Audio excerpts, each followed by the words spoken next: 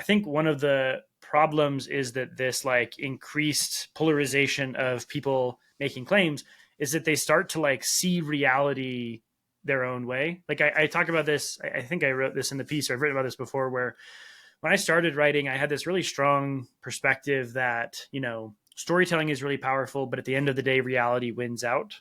And increasingly over the last 2 years, as I've written more and kind of unpacked other people's stories, I have increasingly become convinced that stories shape reality. Like what we believe shapes what we believe is like what is actually real.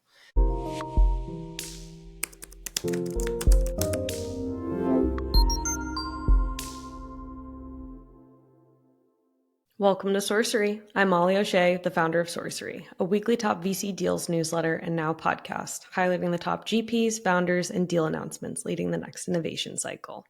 Today, we have Kyle Harrison, general partner at Contrary and writer of the popular Investing 101 substack with over 17,000 subscribers. Kyle has had a storied career with experience at top-tier funds like TCV, Coatue, and Index, and he's an investor in companies such as Ramp, Replit, Anduril, Armada, and more. Contrary is a different kind of VC fund, backing companies from seed to scale with an emphasis on talent and research. And as a nerd, I'm a huge fan of their research platform with company deep dives, reports, and now conversations. This is a really fun conversation, so I hope you enjoy. Hey, Kyle, thanks for joining us. Hey, how's it going? It's nice to be here. A long time coming, and congrats on the move out to Utah. I know you spent a couple of years in the Bay. So what's that like? How are you doing? Utah is great. So I got out here to be closer to family. And Contrary as a firm is fully remote. And so I still end up traveling, once or twice a month. But I think that, I've got 3 kids. And so being able to live in a place where there are more people here with kids because they can afford to have kids, right? Sometimes there's a sort of existential quandary in the Bay Area where the more kids you have, the further south you move along the peninsula to try and find more people with kids. And so we just end up moving, further east. So it worked out okay. Well, yeah. And Utah is pretty awesome. So you might as well try it. That's right. Okay. So I'd love to get into your background and your career a bit more. So could you share a little bit more about how you got into VC, the types of funds you've worked at, and what brought you to Contrary? Yeah, totally.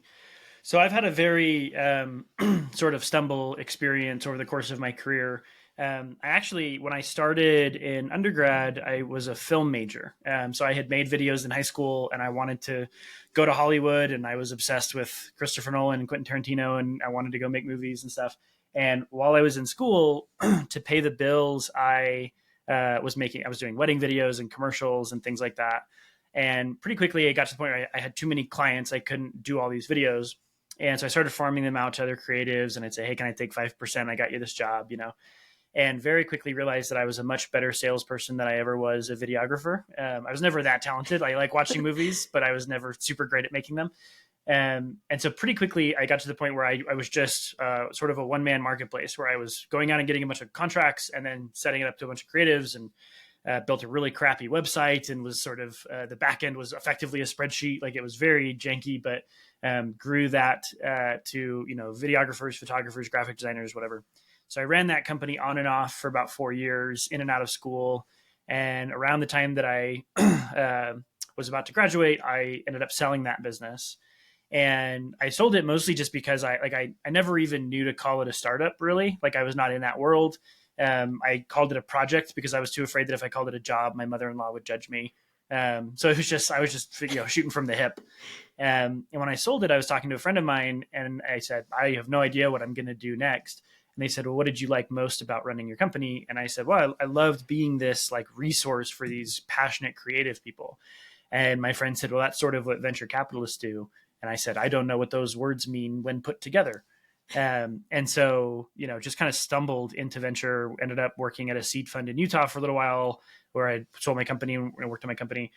And then I kind of wanted to jump to the other end of the spectrum. So I was at a seed fund. I wanted to invest in companies that had like real meat on the bones and see what big businesses look like. And so I just luckily, I found a BYU guy who was at TCV. And so I jumped over there. So that was my sort of, that was 8 years ago. And sort of my professional investing career, has very much been like a Goldilocks experience of like very different types and styles, where I was TCV, which when I was there was very private equity-esque, and spent about 2 years there, and then jumped to Co2, very hedge fund, big picture arbitrage. Spent 2 years there, and then jumped to Index and was a partner there for about 2 years, and much more venture classic, right? So just very different styles of investing, which I think is one of the reasons why my writing is so just like unpacking investing, because I've seen it in such like a juxtaposed world. And then jumping to Contrary was really a function of like I wanted to help put my fingerprints on something and help build in a very interesting direction that I felt was unique from everything else that I was seeing out in the world of venture.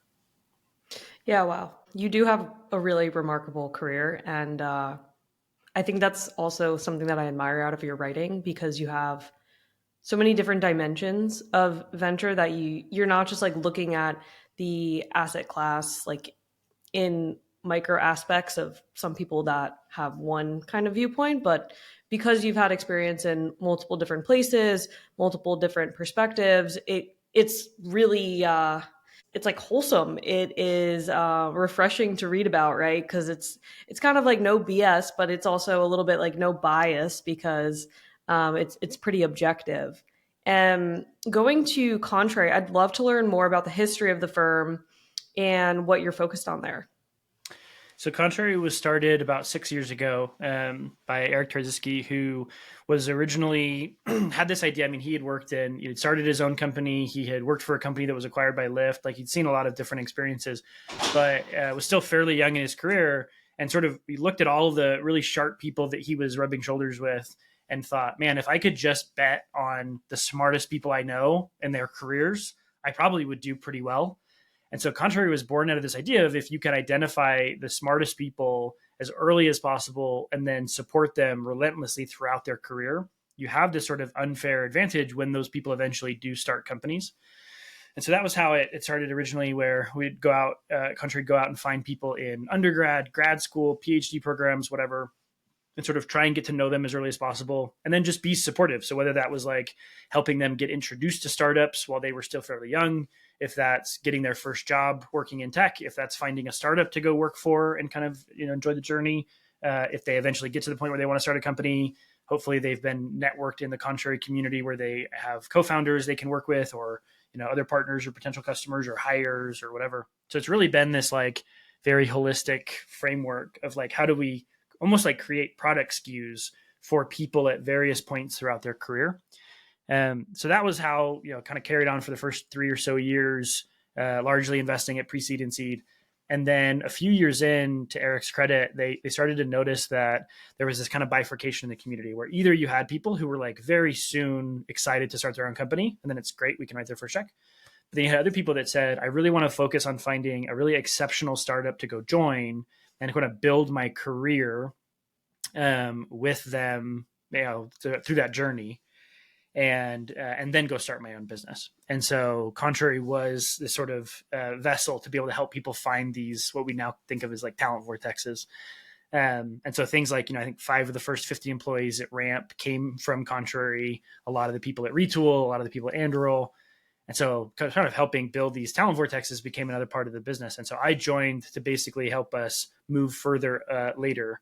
And so now we're investing anywhere from sort of pre-seed seed all the way up to like, Series B and beyond, with a focus on either being a first check partner or investing in these future talent vortexes and being able to help them plug into the Contrary talent community. That is like definitely a clear strategic advantage that is communicated very well on your website and through, I think, the venture community in general. Going after these talent vortexes and trying to, find the next generation of, I'd say some people love to talk about the PayPal mafia, but it's like when you're working with these teams and you're developed in these cultures and you're seeing things and you're seeing next gen innovation and technology happening, surely enough, some of those people end up being super ambitious and wanting to start things.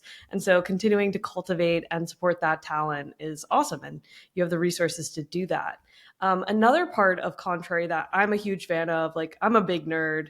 I won't lie about that. Like I read research reports in my spare time. I read lots of people's blogs. I write one as a hobby, right? You guys also have this amazing research arm where you're putting out reports, you're putting out these memos, deep dives, and now you're doing conversations. So how did you as a team decide to extend that branch of Contrary?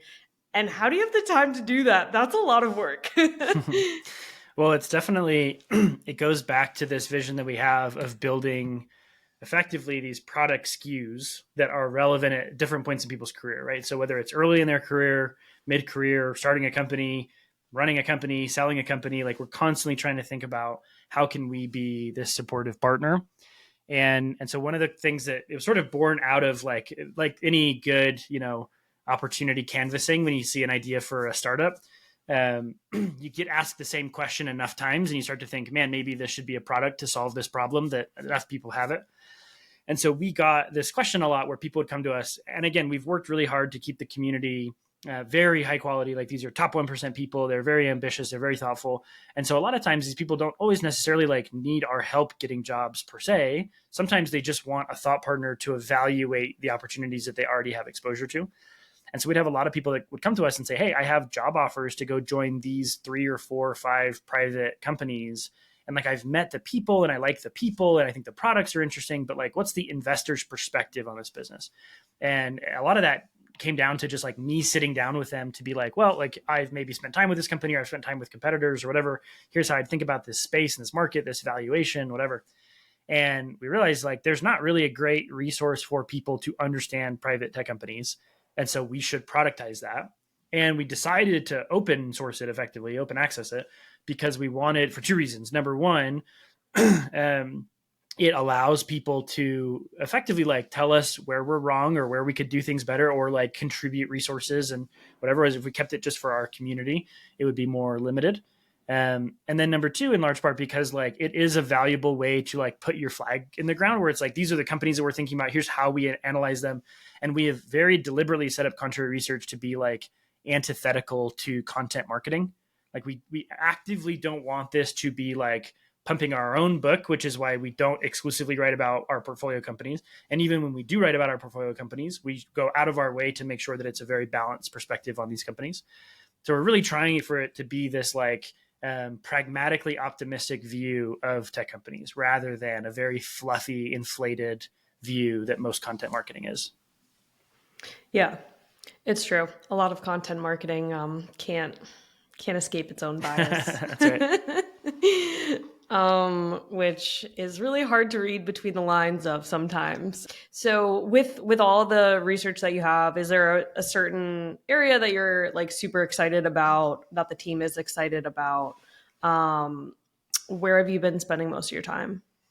Yeah, well, it's interesting because we sit at a very interesting place because we have a lot of people we can see like, at this point we've covered 300 different companies. We've covered maybe 2 dozen different categories and industries and stuff. So we have a broad surface area of stuff.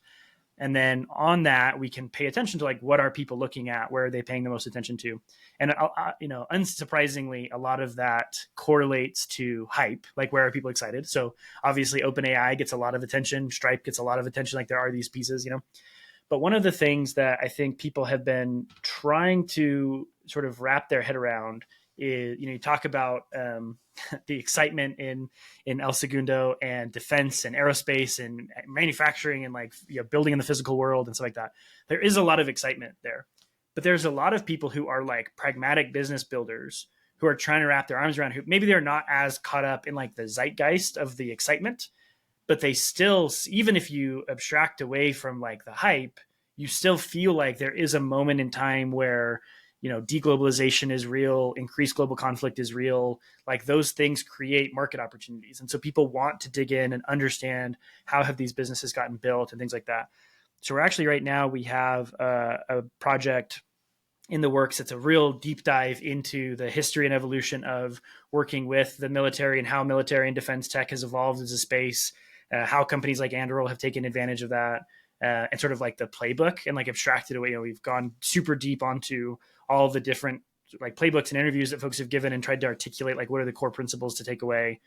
So that's been a big space. In addition to like covering several companies in that category, we're also sort of actively putting things together there. And then the second thing I think people are really trying to pay attention to is like, how do we crystallize the trends that are occurring, whether it's technology or society? Like, what are the most powerful trends that are driving things forward? And then how do we innovate around that, which is another project that that will probably be a few months before we announce that. But those are two things that have been taking up a lot of my time.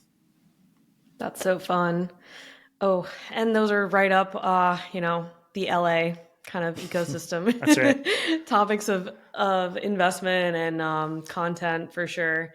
And it's awesome to educate more people on how this works. It's naturally a very capital intensive kind of business. You're dealing with government, and that comes with a higher learning curve than one might expect. But yeah, very exciting, very interesting.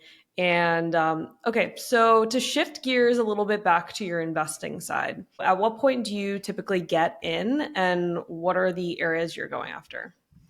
Yeah. So and a lot of venture firms talk about being generalists and open-minded and stuff like that. I think that for us, like that is sort of by necessity, because there is this core value proposition that we've created where we say, hey, we want to identify the sharpest people in the world and then support them throughout their career. And it would be pretty on the nose if we said that and then we said, as long as they're building in fintech or AI, and like anything else, it's like, I'm not interested. Like these are the things. So we actually spend a lot of time trying to understand like why people are attracted to solve the problems that attract them. And so because of that, it forces us to be very generalist. But a big part of the reason why whether it's winning deals, investments at an early stage or getting access into companies at a later stage, a big part of the driver is like either plugging into that talent network, both from a perspective of there's a lot of talented people who can be, co-founders or even potentially early customers. We've had a number of people now source some of their initial design partners by the people they knew through the Contrary community. So as an early stage founder, access to that community can be very powerful. And as a later stage founder, plugging into that talent pool is very valuable.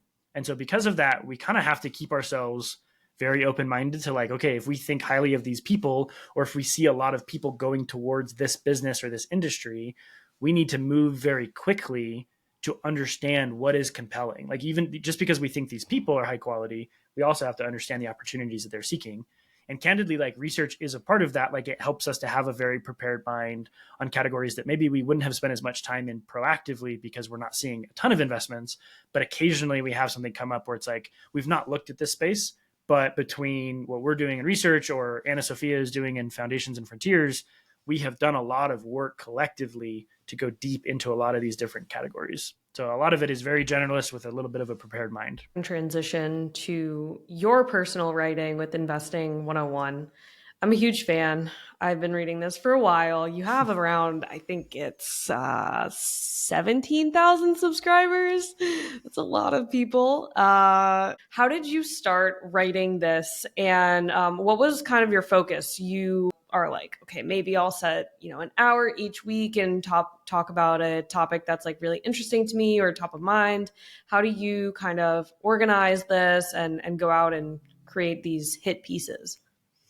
Yeah, I definitely would not say that I am in the upper echelons or Hall of Fame of some of the people that I have a ton of respect for, right? Like I think there are people like the Lennys and the Packies and folks like that that have just really, I'm a big fan of Mario, Gabrielle, and the Generalists. Like those types of people, I think have done an incredible job building a real asset. I think of myself very differently. I think that for a long time I had wanted to write and I'd had an itch and I didn't really have a great way to articulate it until I found a quote that I think it's the pinned tweet on my Twitter, but where it's like, I write because I don't know what I think until I read what I say. And so a lot of it started as like, I want to be able to put ideas down, forcing me to confront like, what do I think or not think, or how well do I understand this thing or whatever. But then for a long time, I didn't write still, even though I had found that quote and I kept thinking that to myself. I took a lot of notes and I was very, sort of prolific in like trying to piece together different markets and stuff. But I didn't write because I felt like, man, I'm just shouting into the void of content that like there's already so much content that I don't read. Why should I be producing more content, just adding to the void? And then my good friend Rex Woodbury, who I worked with at Index, was really like my inspiration for reframing how I thought about writing, where he and I had a conversation, it was in 2021 probably, where it was like, it actually doesn't, because of what I'm trying to do. Like if I was trying to make this my livelihood, it definitely matters if people read it. But if I'm doing it because I want to like put down what I'm thinking and like articulate it, it doesn't matter if anybody reads it, because the act of writing is the thing that will get the job done, even if it goes out to 0 subscribers. Plus, I always knew that I would have at least 1 subscriber because my mom has promised that she would read anything that I wrote. So I've got something going for me, right? And so Rex helped me think about this. And so the way I framed it was, I'm going to have one goal. And my goal is not going to be the number of subscribers, the number of reads, the number of shares, the number of words, whatever. It's that I'm going to write once a week and never miss a week. And that's it. Like, all I have to do is write. And if anybody who reads all my stuff knows that, like, they are not all bangers. Like, there's many of them that are like, hey, I'm struggling this week. Like, here's some things that I'm thinking about, but since the beginning of 2022, I have not missed a week. And I feel like that has been the most powerful thing. And then turns out some people agree with the stuff that I'm thinking about and want to subscribe, and that's great. But like, I continue to stay focused on, I am not building this to be a business or an income stream or whatever. I'm building it because I need to put out my thoughts and force myself to confront my own thinking. What are some of your favorite pieces looking back in hindsight of like, wow, I didn't realize that actually was true, or that was so prolific of me, or yeah, all of this happened, or actually none of that happened and I was crazy at the time? So I would say there are 2 of my pieces that did not get, I'll say, because like, I think like I actually do, I'm glad that my 3 pieces that have done the best are probably 3 of my favorite pieces. And so I'm glad that like I put a fair bit of time in thinking and work into them, and then like those resonated with people, right? Where I think it's like the Blackstone of innovation is one, and talking about like big capital agglomerators. The institutionalized belief in the greater fool is the second one. And it's kind of this idea of like handing down the bag and stuff, right? Bag holders and things. And then my most popular one is the Puritans of venture capital, where it's kind of contrasting these small firms versus these massive firms and stuff. Like, those pieces I'm proud of, and I'm glad that they were well received. There's probably 2 pieces that I wrote that did not get a ton of attention that I really liked them. It didn't, not everybody liked them. One was, it's called Historical Futurism. And it's basically this idea that I've thought about for a long time. Ever since when I was at TCV, I used to walk past the Institute of the Future in Palo Alto, across from the old creamery, where it was literally like a museum set up to the basically like future predictions that have been made in the past. Like, how did people in the 60s think about the 2020s or whatever, right? And I've thought about that idea all the time, because it's like, that is kind of how we invent the future. Is like by dreaming of it, right? And like fiction, like science fiction, should be a guide for how we think about building reality. So that was one piece that like I've thought about a lot, and I put it to words, and wasn't super highly received. And then the second one is it's basically this idea of like the renaissance of rise and grind. And it was about like working hard, and Twitter being like a hotbed of people making this argument of like, is it a toxic work culture? Is it an ambitious environment? Whatever. And I really like that piece. And I still think about that a lot, because I think there is like a rapidly evolving conversation around like, is hard work virtuous, or is it exploitation? Okay, well, we're going to share both of those pieces because they're super interesting. I've read them too, and I'm sorry that they didn't pick up as much steam as possible, but sometimes that happens. And that's like, right. They can't all be winners. They can't all be winners, but because you have the mindset of, I just need to write every week, it does kind of take that out. But I'm not going to lie, like, sometimes I'll post some things, or I'll write about something. I'm like, damn, why didn't anybody think that was as, interesting as I thought it was? But it's just, you never know what happens. So I guess like, to go further into those topics, have you started to see any of those trends shift in terms of like hard work within your own social circles with younger people? What would be your kind of like outlook on that now? I think I get caught off guard sometimes by the like philosophical divide that people have, because I'll have people that are not, because I think like I am siloed. A lot of people that work in tech and in startups are somewhat siloed, because the vast majority of people who work in startups, particularly, whether that's in investing in startups or building startups or whatever, a lot of those people are already naturally very ambitious, because they wouldn't have taken on the risk of working at a startup if they weren't ambitious. So most people, I think, like see the world fairly similarly, where it's like, I want to work hard. I believe in this outcome. I'm, there's more to it than just a job. But the vast majority of people in the world, or a lot of people in the world that don't work in startups, they have a much less um, defined relationship with like what it means to be ambitious and hardworking. And so you see a lot of stuff, on TikTok or Instagram or whatever, of people talking about like, hey, like I work from 9 to 5 and those are my explicit hours. And if you want to email me after that, like I will address this tomorrow. And and it's like a very like, they're trying to set a very healthy work-life balance boundary. And I think that's totally okay. Like if you want to work at a large company and like work 9 to 5 and then have a life after that and do your own thing. And like, I don't think people should be able to like victimize their employees in unfair ways. But I think that there are people who are more ambitiously driven towards helping to build something as opposed to just like plugging in and out of a machine. And I think that the biggest like change for me has been this like there's like it's one thing to have like just a dichotomy. Like you want to plug in 9 to 5 and then be done. That's great. I want to work hard and build a thing and like pour my blood, sweat, and tears into something. That's my business.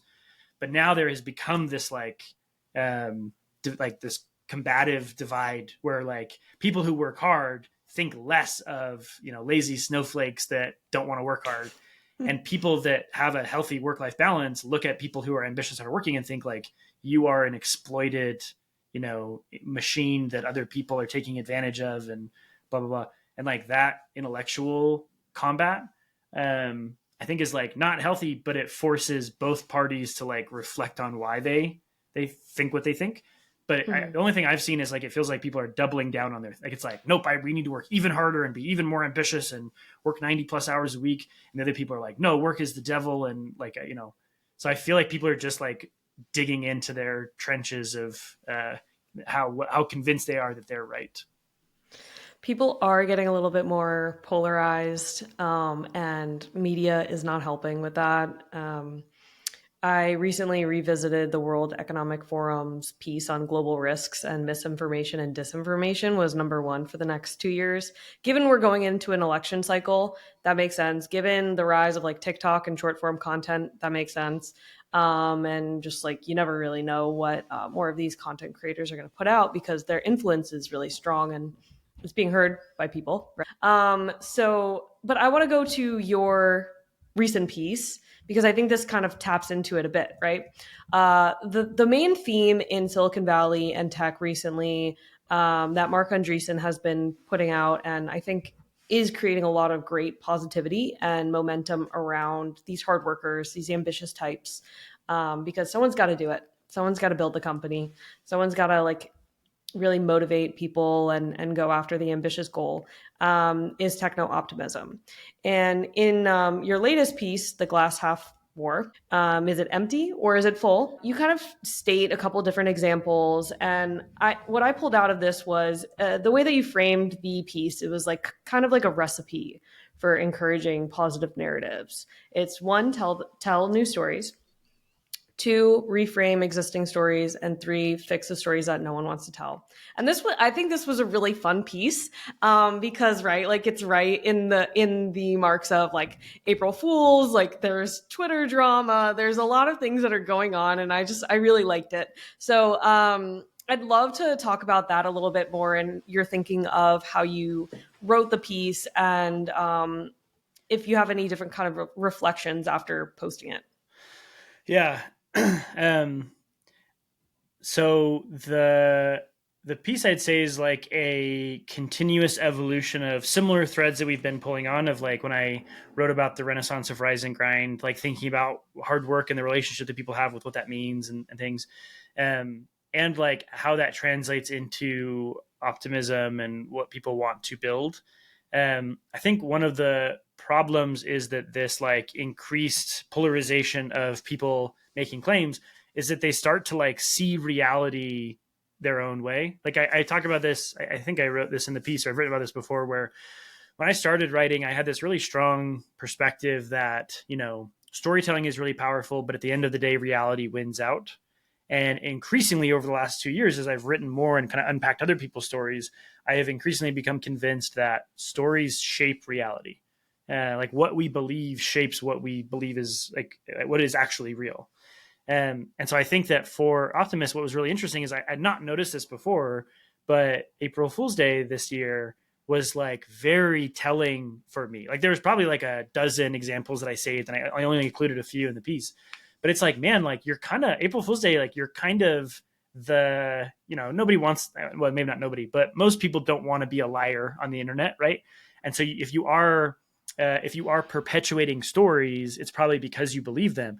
April Fool's Day is the one day where it's like those limits are thrown off and anybody can say whatever they want. And the joke that I make in the piece is like, there is a little truth in every JK. And it's like, there's something about that thing you said that is kind of true. It's what makes it funny, or it's what makes it a compelling lie or joke or prank or whatever. Right. And I think that so as I think about the piece, having written it, it's like, man, like I think people don't appreciate the power that their own stories have. Like people talk about the placebo effect, and like there's a lot of things that just like psychologically willing something to be can actually have like biological implications. I think that's true in the world writ large, is like the power of your stories are pretty compelling. And I mean, even like being willing to like confront other people's stories, which is another piece that I talked about of, there was a woman that took a startup trying to teach kids math more quickly, and her story that she immediately told herself was, this is a way for tech oligarchs to exploit children. And it's like, that's a crazy story that you want to believe. And so we all have a responsibility to like bear the burden of the consequences of our beliefs and our stories. Yeah. Certainly, I hope kids can learn algebra and mathematics like much sooner and more Yeah. advanced, because why not? I would love to have been so much smarter as a child, but didn't have the resources. Now kids do. So Yeah. instead of like watching videos all day, like why not learn math? That's a spicy take, Molly. In this day and age, that's a spicy take. It should not be. Education should not be a spicy take. Like that's ridiculous. That's right. Other countries, however, tweak their algorithms to make sure that STEM is, at the top of people's minds, but not for us, unfortunately. I do think, though, that within this piece, you do shed light on like a lot of really important cultural things that are happening with content and with creators that are out there and people that are trying to tell stories. Because to your point, though, like the stories that we tell ourselves are ultimately the stories we end up believing, and we see the world. So whatever you choose to believe kind of creates a perspective and narrative around everything. And there is, in effect, like a disconnection between communication and these narratives people are coming up with. We're more online, we're more disconnected with like people in real life. A lot of people like to make judgments on people or think that they can like connect the dots, but we can't. And we're just kind of fed more and more information over time. So that's why I love your research. I love your writing. I think it's great. I think more people should be writing from these kinds of objective points of view, fueled with data, and a little bit of perspective, right? Like you have a really good perspective from your experience. But yeah, you never really know. And I think it was Pirate Wires. I was listening to their podcast, and I'm not as let's see, energetic in my opinions, but they pull really good points on this. It's like, what's wrong with algebra for kids? Like, why is that a bad thing? Why is working a bad thing? Ultimately, like, yeah, you're an adult. You kind of got to choose your life and how you want to surround your content consumption, and that kind of thing. And then sometimes things are like out of our control, and some people don't know that, which does make it important to encourage education and some more goodness in the world, and techno-optimism, which I think is great. Okay, so you were in the Valley for a while. You were in the Silicon Valley scene. Now you're out in Utah. You're working remotely with your team. How has that perspective kind of changed since you have been a little bit removed from the hub of culture directly? Yeah. Well, it's funny because I mean, first of all, I think that um, most of the people in SF wouldn't call it a hub of culture, because it's much more like maybe a hub of hard work, maybe a hub of technological innovation, not necessarily culture, right? Like there's not a lot of fun to be had in SF a lot of the times. So I think like getting out of the Bay Area and like the sort of silo that it is, I think that two things I take away from. Number one is, and this is true of like getting away from large established venture firms too. I think that for the most part, people do not appreciate how much incentives play a role in like everything that happens. And so every narrative that we believe, every, company that we're excited about, every, pitch that we hear, whatever, like there's so much that goes into the incentives of like wanting that thing to be true or to not be true or whatever. And I think people don't spend enough time unpacking like what are their incentives, what are they incentivized to do. And it's helped me to get outside of like doing the normal thing that everybody's doing to appreciate that.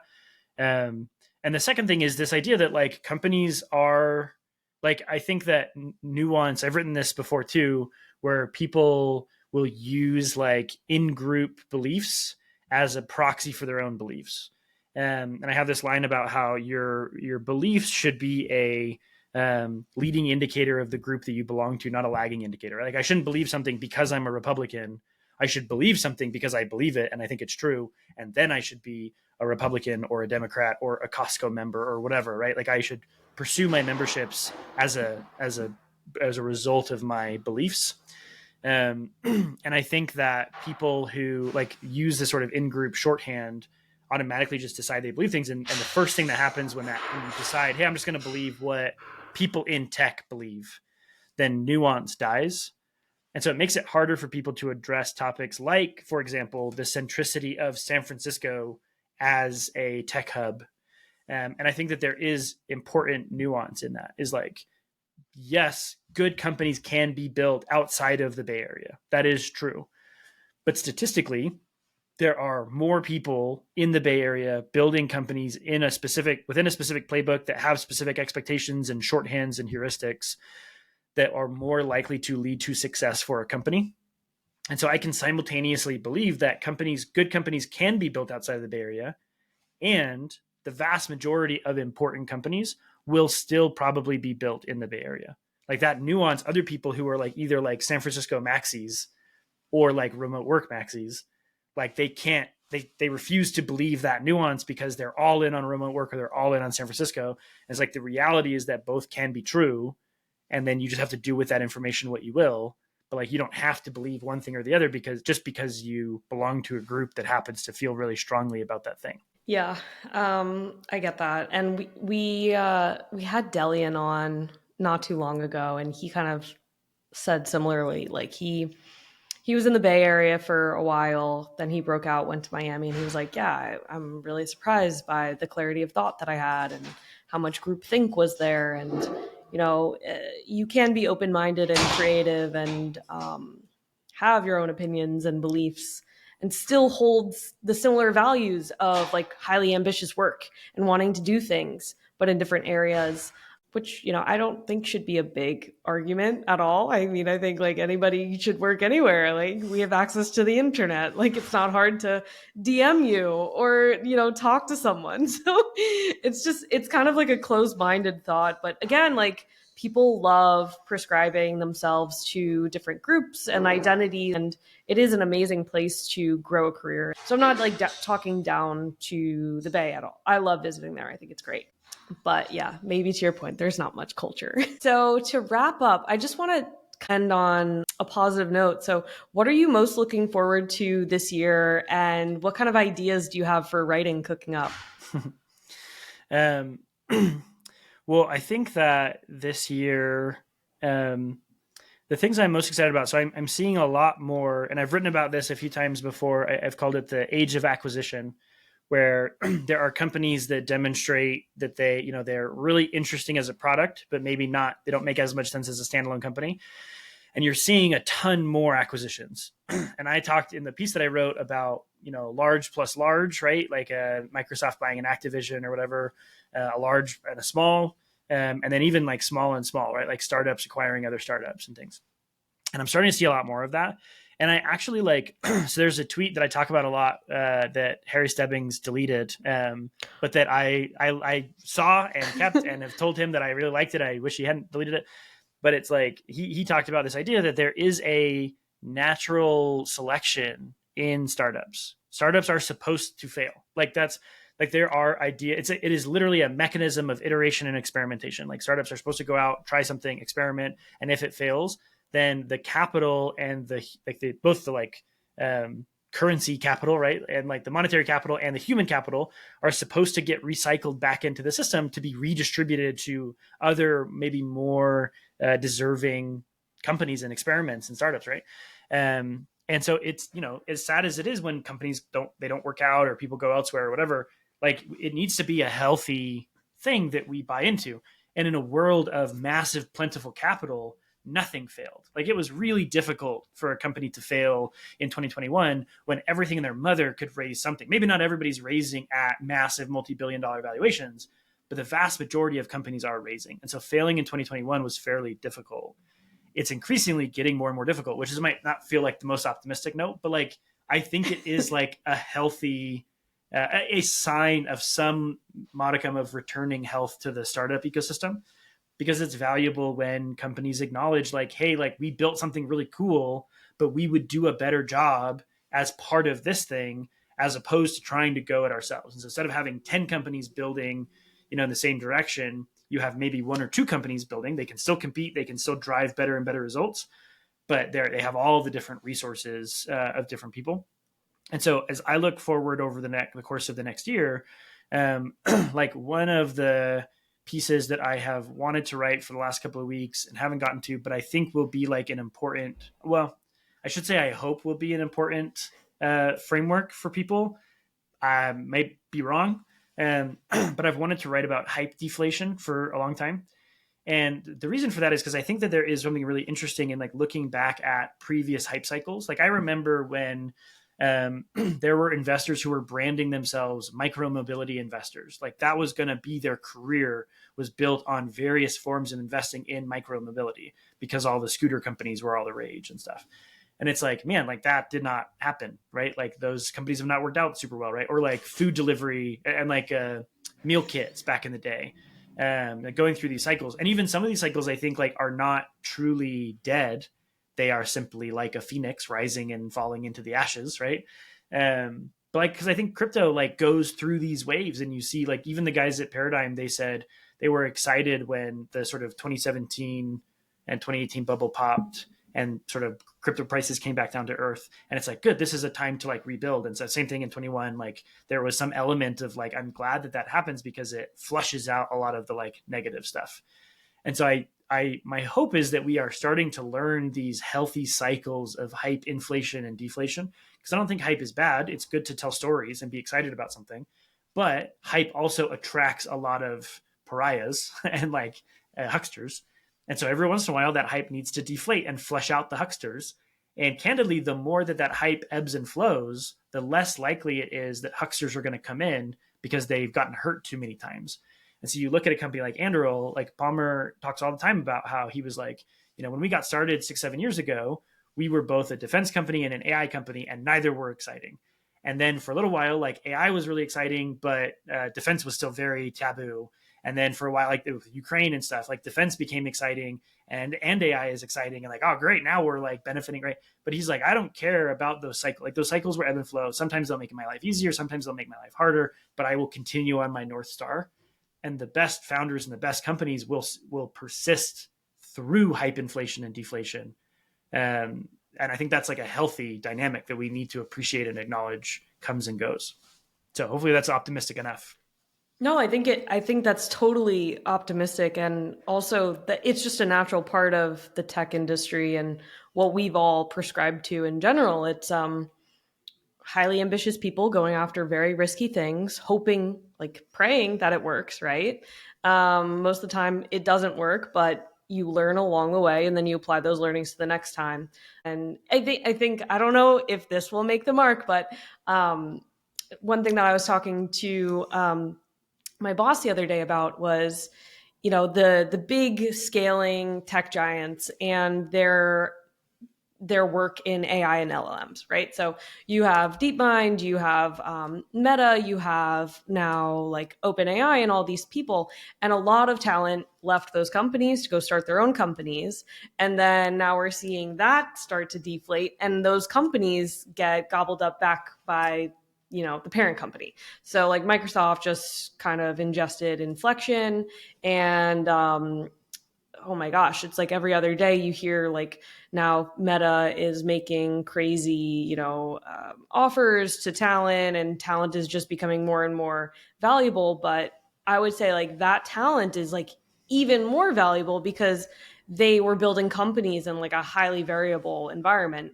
And this is like the frontier technology. So, but I think the Phoenix analogy and how the whole tech ecosystem works is certainly not for the faint of heart.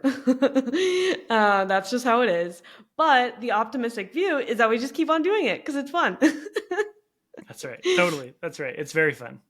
Yeah. Well, thank you so much for coming on, Kyle. I'm really excited for that piece, and then I enjoy all of your writing. So if you haven't checked it out yet, go check out Investing 101. Kyle has some really thoughtful deep dives on the tech world and the VC ecosystem. Thank you, Kyle. Yeah. Thanks for having me.